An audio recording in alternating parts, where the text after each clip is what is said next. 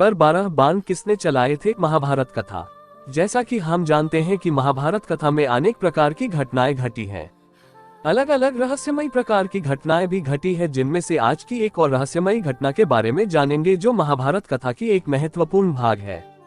महाभारत कथा में ये 17वां दिन की घटना है और हम सभी सनातन धर्म के लोगों को इसके बारे में जानना बहुत जरूरी है, क्योंकि जब तक हम अपने इतिहास और धर्म को नहीं जानेंगे तब तक हम अपना विकास नहीं कर सकते।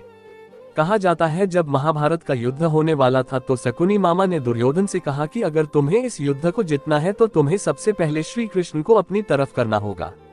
तो दुर्योधन से सोचा कि श्री कृष्ण की सेना को अपनी और शामिल कर लेने से हम युद्ध जीत जाएंगे, क्योंकि उनकी सेना बहुत विशाल थी। तब दुर्योधन श्री कृष्ण के पास गया, लेकिन तब श्री कृष्ण नींद में थे।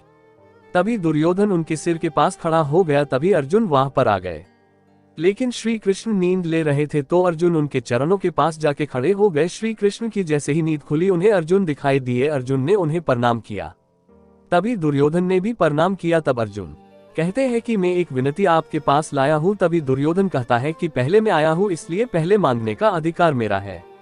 श्री कृष्ण ने कहा कि लेकिन मैंने तो अर्जुन को पहले देखा है, पहला अधिकार अर्जुन का है। फिर कृष्ण ने दोनों की बात सुनी। दोनों ने एक ही बात बोली कि आपको हमारे साथ युद्ध लड़ना है। अब श्री कृष्ण बड़ी मुश्किल में पड़ गए कि किसकी ओर जय जाए। तभी उनके विचार में एक तरकीब आई। श्री कृष्ण ने दुर्योधन और अर्जुन को 2 विकल्प दिए। पहला विकल्प यह है कि या तो वह श्री कृष्ण को चुने जो निहते हैं, या तो वह श्री कृष्ण की नारायणी सेना को चुने। अर्जुन ने भगवान श्री कृष्ण को चुना, जबकि दुर्योधन ने श्री कृष्ण की नारायणी सेना को चुना। तो सवाल उठता है कि श्री कृष्ण तो निहत्थे लड़ने वाले थे, तो किसने उन पर 12 तीर चलाए? तो हम आपको बता दें कि वह स्वयं सूर्यपुत्र कर्ण थे। इस कहानी के माध्यम से हम जानेंगे कि उस वक्त क्या हुआ था। ये बात है महाभारत युद्ध की, जब युद्ध का 17 दिन चल रहा था और कर्ण और अर्जुन आमने सामने थे। दोनों में बहुत भयंकर युद्ध चल रहा था। दोनों एक दूसरे पर असीम शक्तियों का प्रयोग कर रहे थे। कर्ण और अर्जुन दोनों एक दूसरे को खत्म कर देना चाहते थे, क्योंकि दोनों के बीच में बचपन से ही प्रतिस्पर्धा थी, क्योंकि दोनों खुद को एक अच्छा योद्धा मानते थे। और वह वक्त अभी गया था जब कर्ण ने अर्जुन पर सर्प बाण चला दिया। इस बाण को कर्ण ने अर्जुन पर चलाने के लिए बहुत सालों से अपने पास रखा था। वास्तव में ये बाण पाताल लोक का एक अश्वसेन नाम का नाग था, जो अर्जुन का परम शत्रु था। और उसकी शत्रुता का कारण खांडव वन में अर्जुन ने उनका पूरा घर तहस नहस कर दिया था।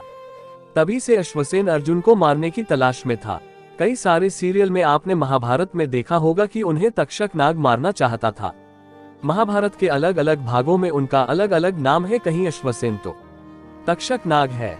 अश्वसेन को पता था कि केवल कर्ण ही अर्जुन को मार सकते हैं, इसलिए वह कर्ण की तीर में जाकर लिपट गया। अर्जुन उस बाण को समझ नहीं पाए, लेकिन भगवान श्री कृष्ण ने उस बाण को समझ लिया और उन्होंने अपने पैरों से रथ के पहिए को जमीन में घुसा दिया, जिससे रथ टेढ़ा हो गया और सर्प बाण अर्जुन के शीश मुकुट से छूकर धरती पर लग गया।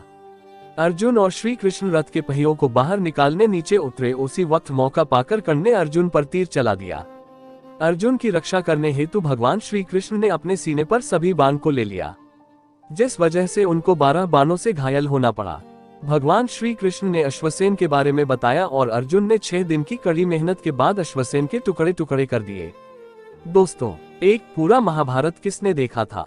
हम बता दें कि श्री कृष्ण ने बर्बरीक को यह आशीर्वाद दिया था कि आप पूरा महाभारत देखेंगे। जब महाभारत खत्म हुआ तो सभी पांडव पुत्र बर्बरीक के पास गए और बर्बरीक से कहा कि आपने महाभारत युद्ध में क्या देखा? उन्होंने कहा, जब तुम भीष्म पितामह पर तीर चला रहे थे तो वह तुम्हारी तीर से नहीं, श्री कृष्ण के अशोक चक्र से मरे थे। तुमने जितने भी लोगों को मारा है वह श्री कृष्ण के चक्र के द्वारा ही मारे गए हैं। अगर इस युद्ध में किसी का योगदान है तो वह श्री कृष्ण का योगदान है, क्योंकि यह युद्ध श्री कृष्ण और अधर्म के बीच था। और दोस्तों, 2 क्या कर्ण पांडव है?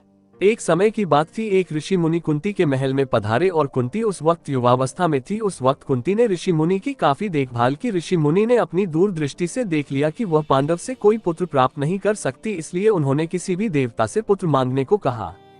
उन्होंने सूर्य देव की तपस्या की और उनसे एक पुत्र की मांग की, तभी कर्ण का जन्म हुआ। नंबर 3, कर्ण अर्जुन का दुश्मन क्यों बना? द्रोणाचार्य अर्जुन को सबसे अच्छा धनुर्धर बना चाहते थे, लेकिन कर्ण अपने आप को सबसे अच्छा धनुर्धर मानता था और अर्जुन द्रोणाचार्य सबसे अच्छा शिष्य था।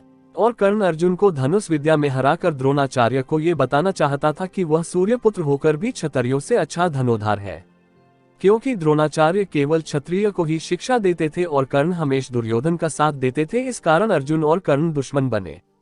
नमस्कार दोस्तों, आपसे एक छोटी सी रिक्वेस्ट है, अगर आप हमारे चैनल पे नए हो तो चैनल को सब्सक्राइब करें, अपनी राय कमेंट के माध्यम से हमें बताएं।